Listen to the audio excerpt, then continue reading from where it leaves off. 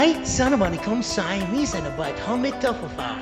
Suni bahan-bahan dia sangat mudah dan simple. First, taikkan 5 gram agar-agar yang bertali. Saya tidak jumpa agar-agar serbuk dekat kedai, jadi dia susahlah sikit. And then masukkan 1 liter susu soya. And kacau lah. Kacau sehingga dia bisa sebati ikan.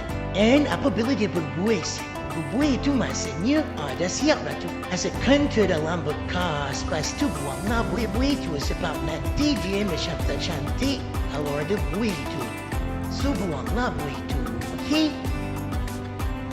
Untuk baik kulit ni, first masukkan nisan kere and masukkan air itu dan tunggu dia letak dan siap. Taufufa dah siap, sangat lembut dan jiggly. And masukkan gula yang kita buat tadi. And taufufa dah siap. So boleh makan. Itu saja, bye.